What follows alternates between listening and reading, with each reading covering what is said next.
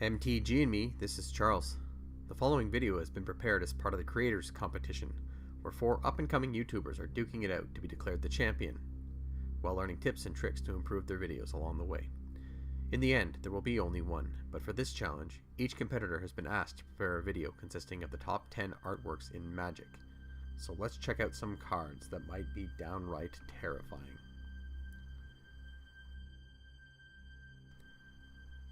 Number 10, Killing Wave by Steve Argyle. I've got 2 words for you, Blood Mist. Though many of us are fans of Liliana, the basic disintegration of any group of creatures, let alone angels, reminds us that Liliana means business and shouldn't be messed with. Plus, nobody likes to be vaporized. And the mere thought of meeting this fate would send shivers down anyone's spine. Number 9, Sensory Deprivation by Steve Bolladin. Imagine being in an entirely dark room and feeling a needle pass through your flesh over and over again. You try to cry out, but your muffled screams can barely be heard because your mouth has already been sewn shut. I don't even like looking at this card.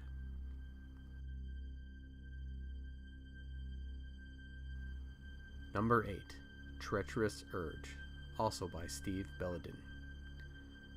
If you look at the grotesque angles, the twisted visage, the blurry background, these are already disturbing.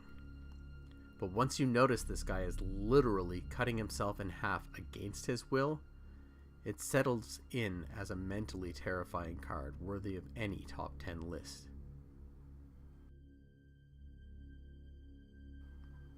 Number 7, Broken Concentration by Clint Searly.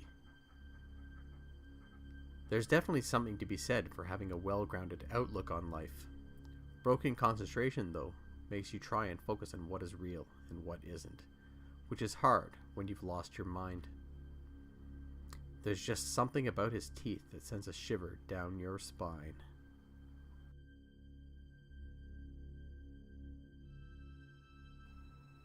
Number 6, Debt to the Deathless by Seb McKinnon.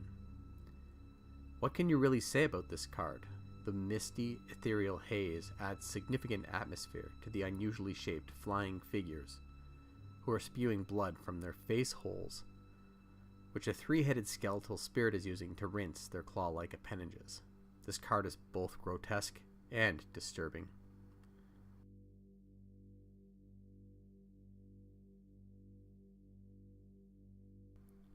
Number 5, Terror by Adam Rex. Although earlier versions of this card featured a more abstract but still disturbing image of a terrified creature, almost pressed like a leaf, the imagery in this card evokes a power that literally strips your skeleton from your musculature, from your flesh. A scary process, and not something I would want to experience.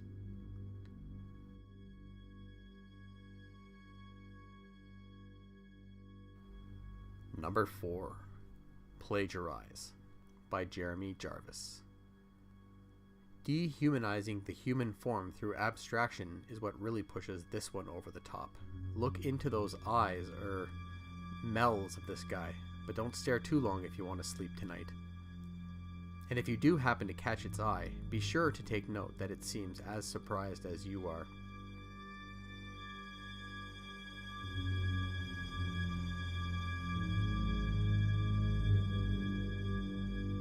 Number 3, Ad Nauseam, also by Jeremy Jarvis. Despite the flavor text, I'm not convinced this poor fellow is voluntarily completing these actions. The concept of body modification, which I neither condemn nor endorse, is taken to an extreme here. A terrifying extreme. Beyond being scary, Ad Nauseam is among the most grotesque MTG artwork ever printed.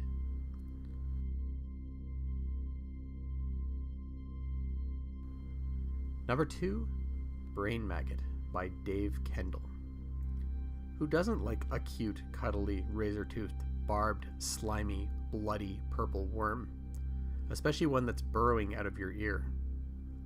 Though this was an F&M promo alternate art card, if you, like me, were worried about earwigs getting into your ear as a child, or are old enough to remember the Wrath of Khan, you'll know that this is absolutely, positively terrifying.